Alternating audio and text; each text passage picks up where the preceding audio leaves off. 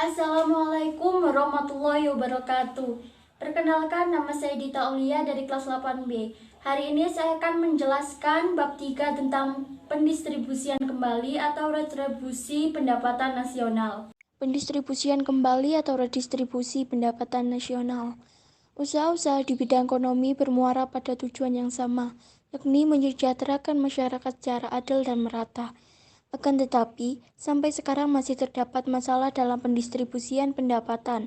Kesenjangan atau ketimpangan antara masyarakat berpendapatan tinggi dan rendah masih sangat lebar. Satu pengertian redistribusi pendapatan. Redistribusi atau pendistribusian kembali, pendapatan adalah pendistribusian kembali. Pendapatan masyarakat kelompok kaya kepada masyarakat kelompok miskin, baik berasal dari pajak ataupun pengutang-pengutang lain. Redistribusi pendapatan dilakukan sebagai salah satu bentuk jaminan sosial yang dilakukan negara kepada masyarakat. Jaminan sosial bukan pengeluaran publik yang sia-sia, melainkan sebuah untuk investasi sosial yang menguntungkan dalam jangka panjang yang dilandasi dua pilar utama, yakni redistribusi pendapatan dan solidaritas sosial. Redistribusi pendapatan dapat dibentuk vertikal dan horizontal. Dua program redistribusi untuk pemerataan distribusi pendapatan di Indonesia. Dalam rangka mewujudkan program redistribusi pendapatan di Indonesia untuk dapat meratakan pembangunan, pemerintah telah melakukan beberapa strategi, antara lain dengan merealisasikan beberapa program pemerintah. Program-program pemerintah tersebut dapat diaplikasikan pada program-program berikut ini. A. Program pemberian jaminan akses kebutuhan dasar bagi rakyat bawah. B. Program kredit lunak dan penjaminan kredit berbasis komunitas. Pada tanggal 5 November 2007 telah diresmikan program kredit usaha rakyat atau KUR. Kebijakan ini tentunya merupakan angin segar yang sudah lama ditunggu oleh masyarakat, khususnya usaha mikro dan usaha kecil. C. Pengembangan usaha atau industri kecil.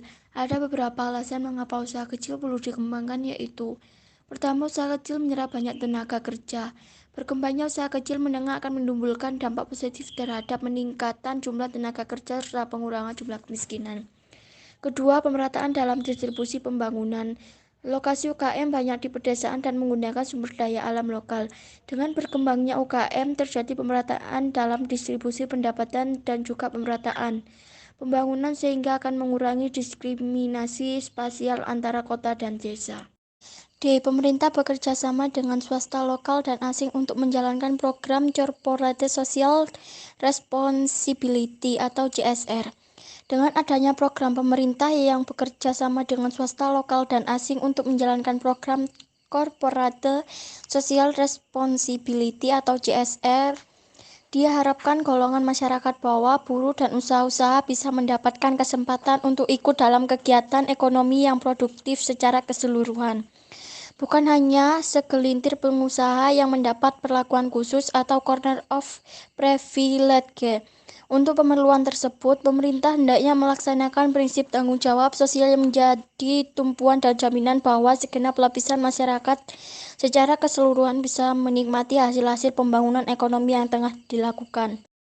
E. Pemerintah konsisten dalam mewujudkan kebijakan penegakan hukum dan keadilan ekonomi.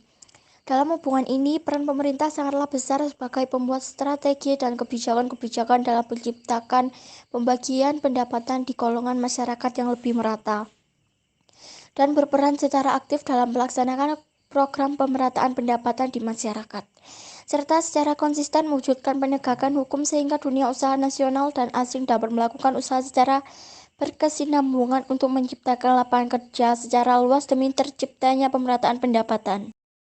3. Beberapa alternatif praktik redistribusi pendapatan di Indonesia. Pemerintah sebagai pembuat kebijakan telah mengusahakan beberapa hal terkait dengan alternatif pendistribusian pendapatan, yaitu sebagai berikut. A. Subsidi.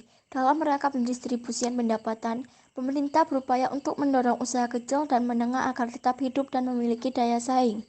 Maka dari itu, pemerintah memberikan subsidi baik berupa potongan harga ataupun memberikan tambahan modal kepada produsen.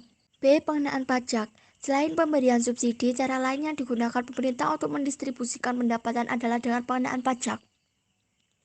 Terdapat banyak jenis pajak di Indonesia, antara lain pajak penghasilan, pajak kendaraan bermotor, pajak terhadap barang mewah, dan sebagainya.